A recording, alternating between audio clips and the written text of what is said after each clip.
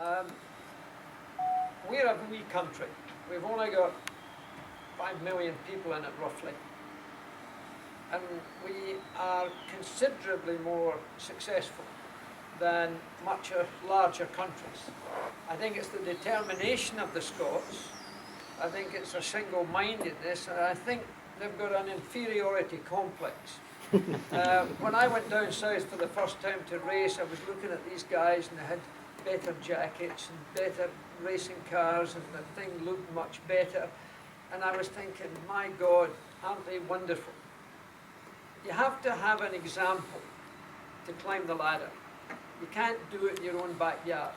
You've got to see beyond that. And when you think of who's been successful out of Scotland, not just in motor racing, but hugely successful people, that's an example to everybody. And this under-promise and over-deliver is one of my key things. I'm a severe dyslexic, so I left school with a complete disaster. No education at all. I can't read and write correctly to this day. Don't know the alphabet. Can't give the Lord's Prayer or even sing our own national anthem. I don't know it. So I was coming from a very low performance level. So there was only one way for me to go, and that was up. But when you think of the folk that have made Scotland so famous in motorsport, not just 2 wheels or 3 wheels actually, the sidecars, or indeed the 4 wheels. We're way over the top. We've over-delivered in that respect. Now, to try and keep up with that for the future is a big challenge for most of the people in this room, particularly the young ones that we saw out there with their vehicles. Whatever it be 2 wheels or whether it's 4 wheels or even the 3 wheels. But think of the names Guthrie in motorcycling way back in my father's day. He was my father's hero. And when you think about Acuria Cos and David Murray creating it, and the Border Reavers starting up Jim Clark, without that man sitting there who stood up earlier, Ian Scott Watson, Jim Clark would never have made it, in my opinion. So therefore you have to have support. Acuria Cos gave me my start, but a man called Barry Fowler in Glasgow, quite a rich family. They had a foundation, and the trustees wouldn't allow him to race because he was the only child. So the foundation gave him good cars, but he had other people drive for them. I was a mechanic in those cars, and it was through being a mechanic that I got into racing, and David Murray spotted me, and I got into Acuria Cos, and Ken Tyrrell spotted me, so I got into Ken Tyrrell's, if you like, escalation within the sport. But it doesn't happen without an awful lot of people. Now, Chairman mentioned the fact of engineering. Not everybody can be a racing driver or a bike rider. A hell of a lot of people can be good engineers. And I've got this wee story that if I had a daughter, and I don't have a daughter, but I now have a granddaughter, my story is that this young lady grows up, and she's about 17 years of age, and she says, oh, I've got a boyfriend coming up to pick me up. So I said, I want to see him. So he comes in, and I said, what do you do? He says, well, I'm at university. I said, what are you taking? He says, well, I'm taking law. I think, good news. Lawyers make a lot of money. We'll be fine. 3 weeks later, there's a new boyfriend, of course. He comes in. What do you do? I said. Oh, he says, well, I'm in medicine. I'm going to be a doctor. And I think, terrific. Some of these doctors make a lot of money. The third one come in 3 weeks later, and I said, what do you do? He says, well, I'm in engineering. I said, oh shit. He's going to be a mechanic, like me. Big mistake.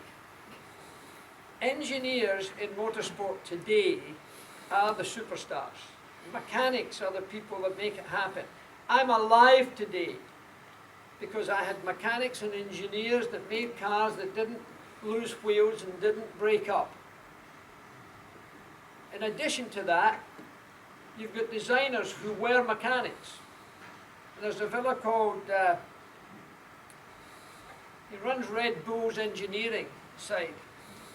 You know how much money he gets paid a year? Basic salary, £10 million. If he wins the World Championship with one of his cars, he gets an additional bonus of £8 million. He's a mechanic. But he's the best mechanic in the world right now. But if it's not him, it's been ones before them. So you don't have to be racing drivers. But you can, in our sport, be a huge supplier. Now, when I started Paul Stewart Racing, because of my son wanting to go racing, most of our sponsorship money came from Scotland. I was living in Switzerland. Paul was at school in Switzerland. But Britain is the capital of motorsport for the world. Right now, there's 143,000 people involved and employed in the motorsports industry in the United Kingdom. We're more advanced in aerospace right now. So our sport is big. So therefore, well, there's bigger opportunities. So it's not just for the drivers. The drivers make the headlines. Jim Clark was my ultimate hero. Maybe Fangio was slightly above Jimmy. But I learned everything that I know about driving a racing car from Jim Clark. But I've just got a line of folk. Ron Flockhart, great sports car driver for Ecurie course and raced in other forms of racing. Innes Ireland was the first Scot to win a Grand Prix, the American Grand Prix, Innes Ireland. Ninian Sanderson and John Lawrence won Le Mans for Ecurie course. Jock McBain created the Border Reivers with a pile of farmers and small businesses to create what Jim Clark achieved with that man there. David Coulthard came through Paul Stewart Racing. So did Daria Franchitti, so did Alan McNish, because we got financial support out of Scotland. We had Tunnock's caramel wafers, we had Walker shortbread, we had Quick Fit with Tom Farmer, we had the Bank of Scotland, and a whole lot of others. So one of the things I think we should be doing today, with the help of Sport Scotland, is getting the business sector in this country. John Clark's a big supporter of motor racing. He likes to drive racing cars, but he's supporting young people developing. We need more of them. And we need more of the companies that are in Scotland to see the potential of somebody going all the way. Motorsport is global. There are some sports that aren't global. You think of football, it's pretty big, but it's not totally global. There are some countries in the world where there is no football. There are more driving licenses today in India than there are in America. There's more driving licenses in China now than in America. That was the motorized community. Everybody's going to drive a car. And when you drive a car, at some point in your life, you'll be a traffic light and you'll be wanting to beat the one that's alongside you. It's the spirit of it all. So we've got a basic, not community, but we've got a basic benefit of all we're trying to do, because everybody's going to drive a car and there's no viable alternative in the foreseeable future for the motor vehicle, either for the delivery of goods or people. So that means that there's more and more people going to be involved in motorsport. And with the help of the government, and I have to say the government have to help, because if you had come from Brazil, the government helped Emerson Fittipaldi, as well as the banks and one or two other big sponsors, Café do Brasil. But the government helped them, encouraged them. Now the government are buying Grand Prix. And few of them have racing drivers from those government supported, like Malaysia, for example. Azerbaijan we're going to in a few weeks' time. No racing drivers yet, but there will be in the future. So therefore, we're very lucky that we've got a global potential, but what we need is Scottish support from the industries that we have in Scotland, from the small businesses we have in Scotland, as well as from the government. So I think today is an important day. I think it's the first time that I've ever seen a group collecting like this, talking about the future. You've got to get more people involved. You've got to have more spectators involved. Get them to do things associated with the sports. There's an awful lot you can do apart from racing a bike or racing a car. But get involved in the sport. It's got a great future from that point of view. So I'd just like you to think about all these big names that have come out of it. And some of them disappear.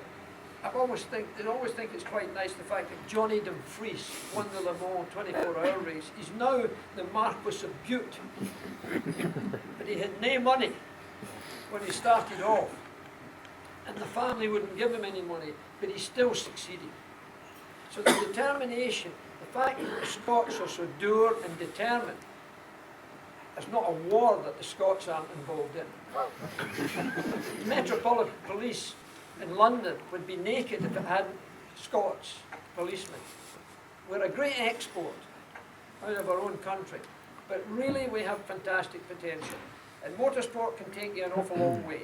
So, from my point of view, I congratulate everybody who's put this together today, and I'm glad you mentioned Hugh McCaig, because Acuity, of course, would be dead if it weren't for Mr. McCaig.